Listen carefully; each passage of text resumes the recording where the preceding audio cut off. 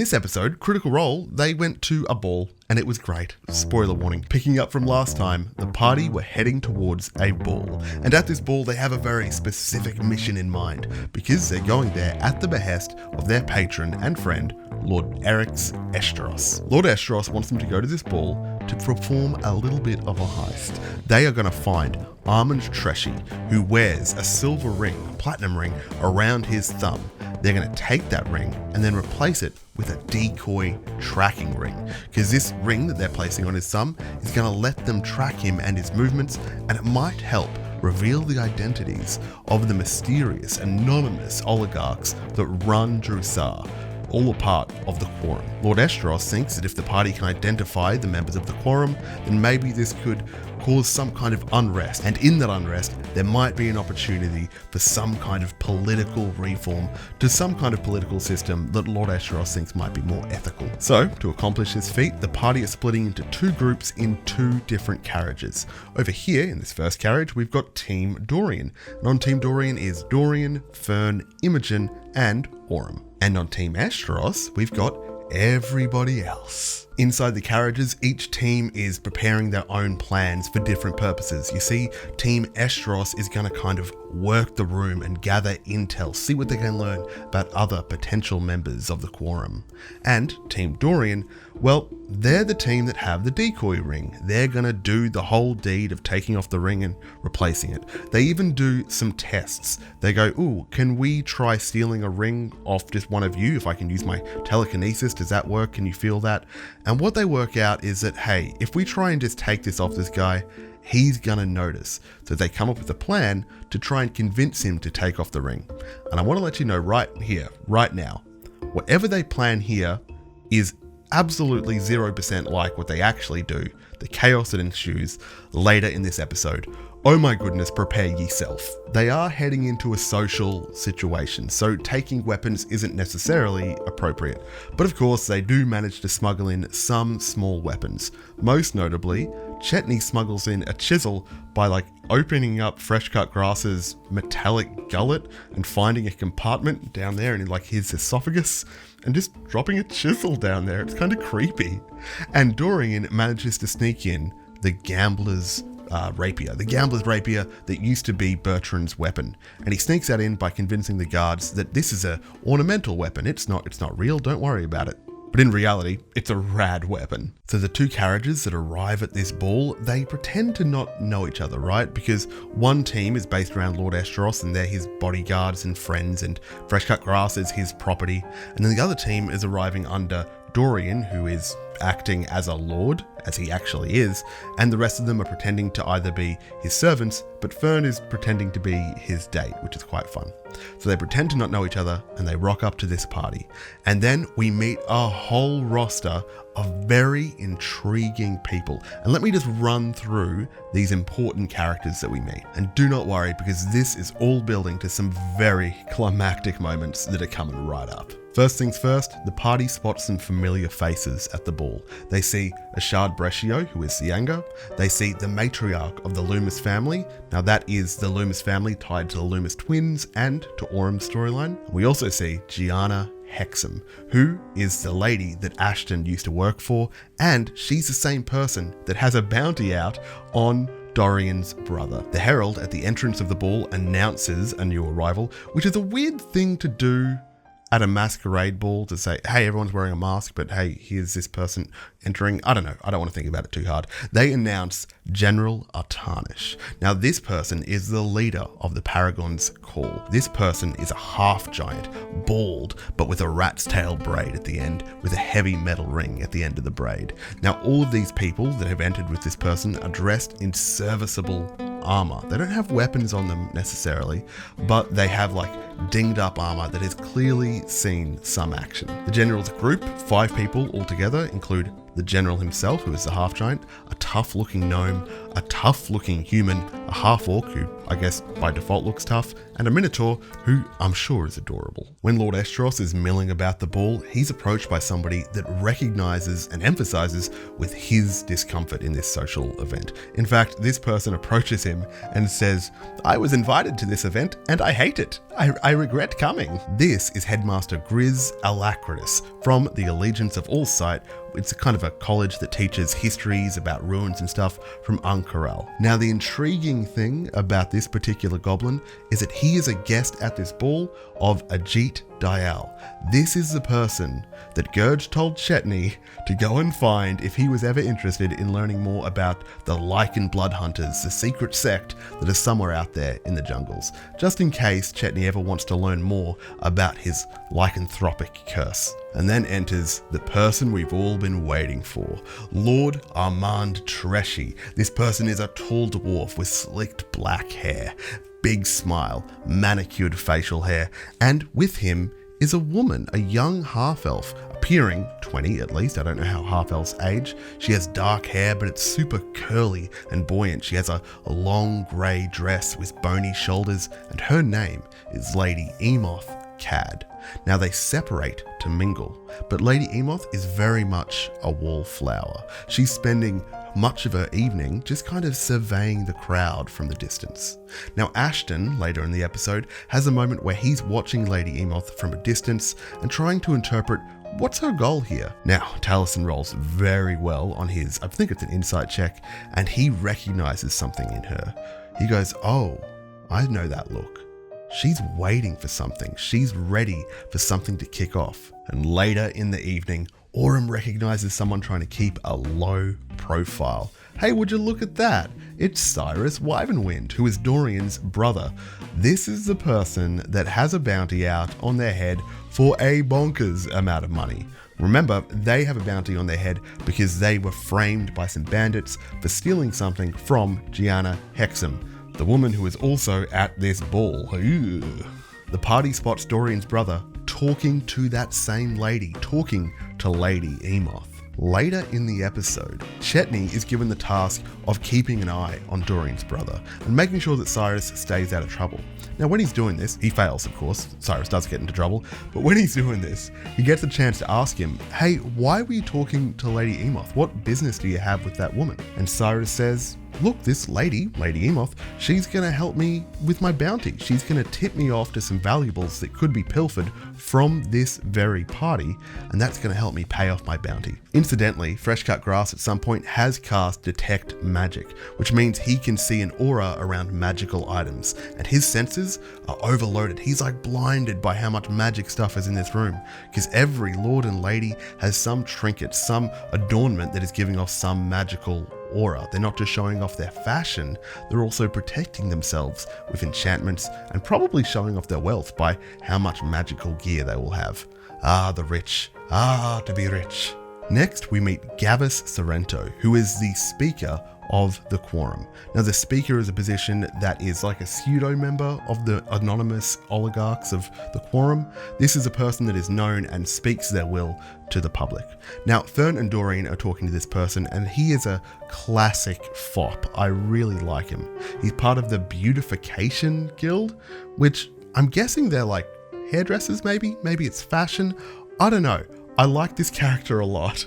At some point in the night, he gives a speech saying, "Thank you everybody for your continued cooperation and commitment to commerce in this city, because together we're going to go forward and succeed together, etc, etc, etc. But somebody heckles him and says, "Hey, what are you going to do about the lawlessness? Why don't you bring in the Paragon's Call? When are we going to sort out the disorder in this place?"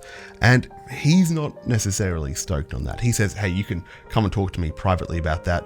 But I'm getting the air that this class of people, the people who attend this ball, these are the people that have an interest in getting the Paragon's Call to have some kind of legal authority in this town, though I don't know why yet. But this next character that we meet, I cannot overstate how happy I was when this character showed up, because Fern and Dorian are approached by another lord. This person's name is Lord Preston, and quickly we realize this is a lord of the Quadroads. who grew up in Vasselheim. This is a character from Campaign 1, a throwaway NPC. And let me rewind for you a little bit, okay? In Campaign 1, Grog, who is Travis's character, got the deck of many things. He got a random NPC, like a vagrant, a bum on the street, someone that was just drinking in the gutter, I believe, to draw one of his deck of many things cards. And this person drew 2 wishes, okay? 2 wishes. The first wish that he made in front of Grog was, "I wish I was a lord of the quad roads." And then a carriage pulled up and said, "Sir, would you like to come with me?" It's like, oh, he's a lord now. And he still has 1 wish left. This is that same character, 60 years old. Oh, wow. What an Easter egg. I'm just so stoked with this one. So stoked. And here we're finally at the business end of this whole evening, the heist element, where they're going to steal this ring. But first, I got 2 quick requests of you. First, swing by the Discord. It's matthewperkins.net/Discord, and we can watch this episode together. Well, not this episode, but future episodes, because we can chat there. It's good fun. We can share memes. It's good times. And also, every week before Critical Role airs, I am live on Twitch doing something fun, something D&D related. So come over to matthewperkins.net/Twitch every week before Critical Role. It's good fun. Now, music starts to play. It's a familiar tune for all the nobles that are here. They seem to know exactly what to do when this music starts playing. It is called the Dance of the Crossroads. Now, this is a complicated dance that has a very particular purpose. It's like business noble speed dating, because you have 40 seconds to dance with one partner before you are dramatically spun away into the arms of another partner. And this is where the ring heist comes into play. It's all in the hands of Team Dorian, and they are panicking, okay? Dorian has his hands on the decoy tracking ring, right? The one that they've got to slip onto that guy's finger. But they forget about any discussion they had earlier, and they're just going to try and brute strength this, okay?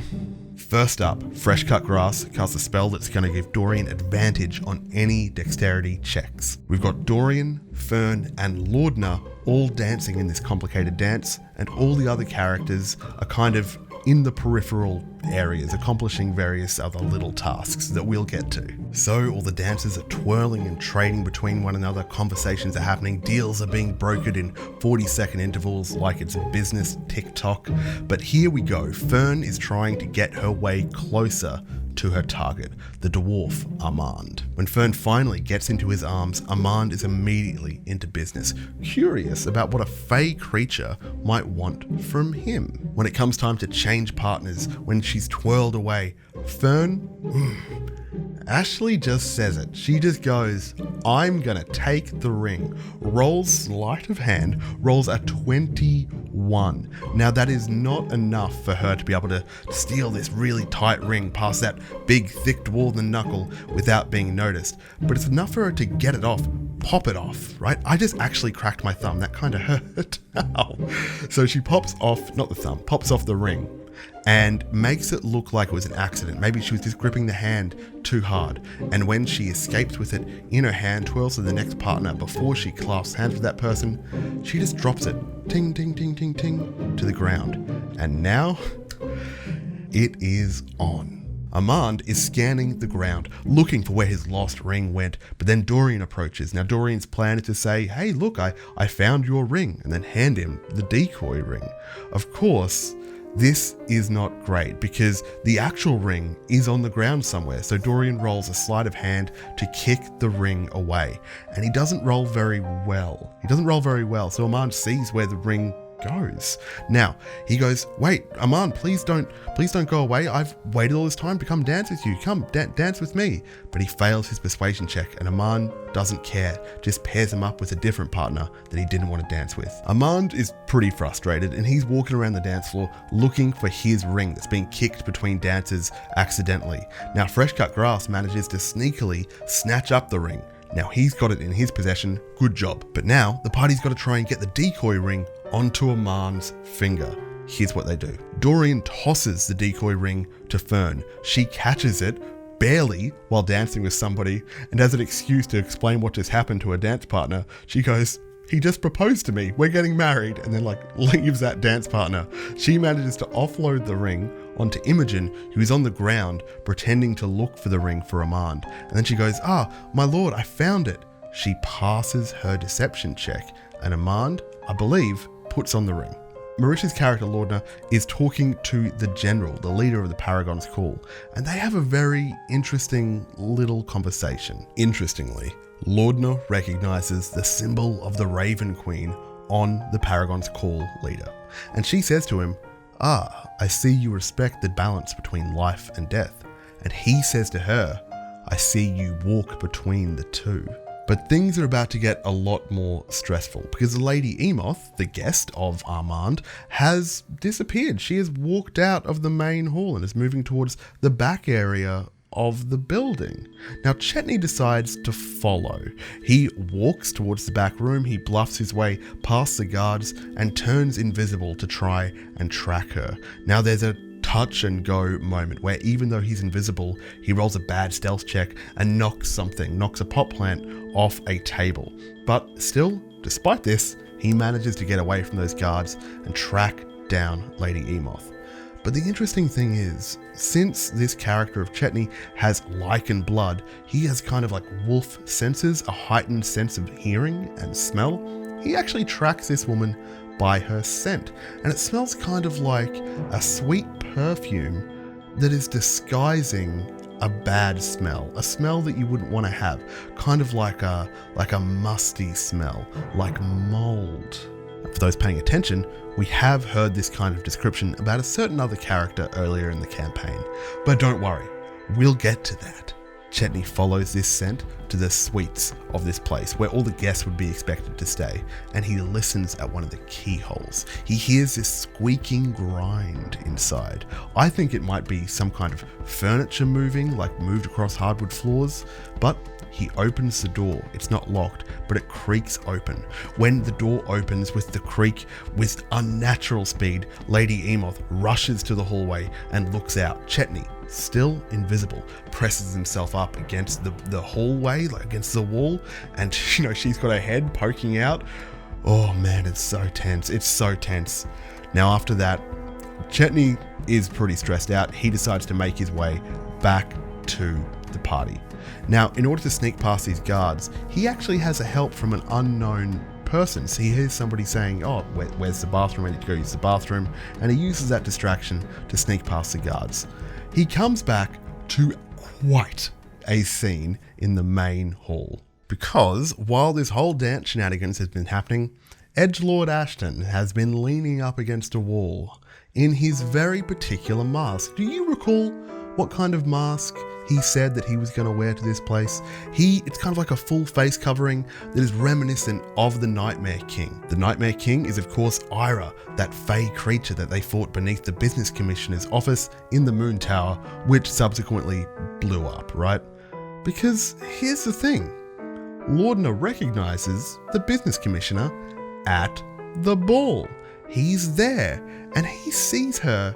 And do you recall that Laudna did that creepy thing where he scared the crap out of him in the middle of the street?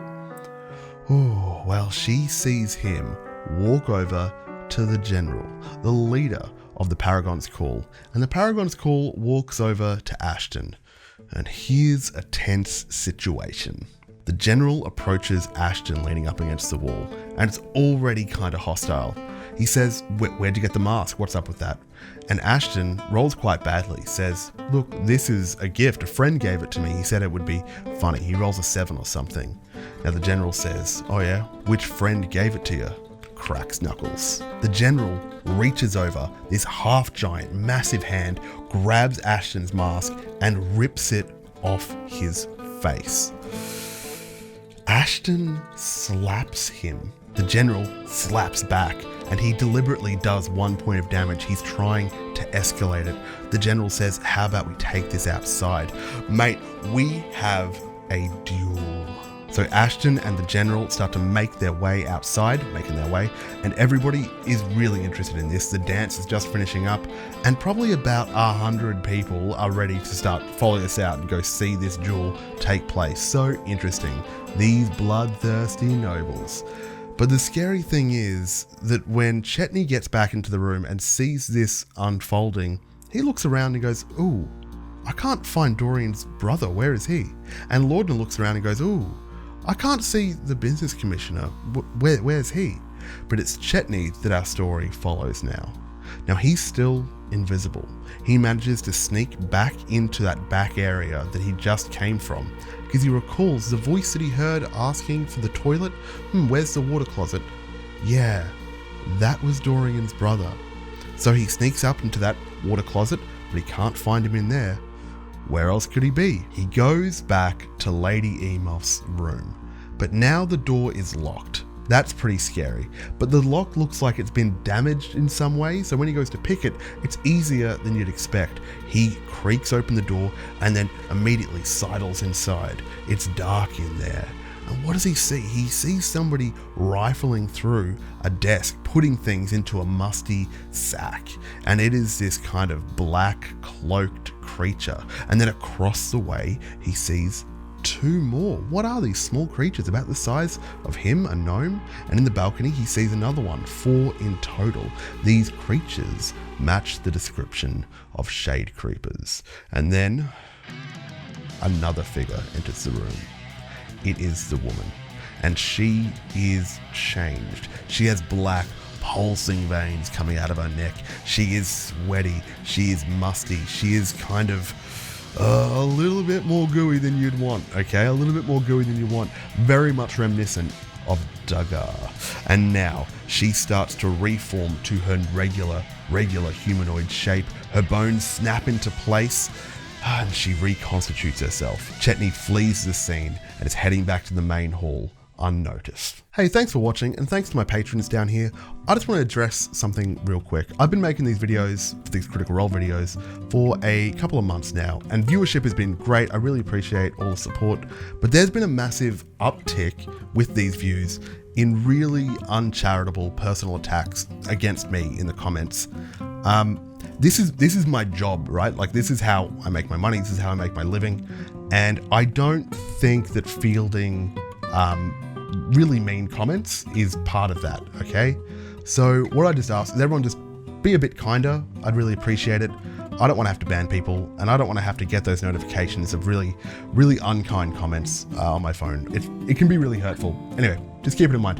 Thank you very much. I'll see you next time.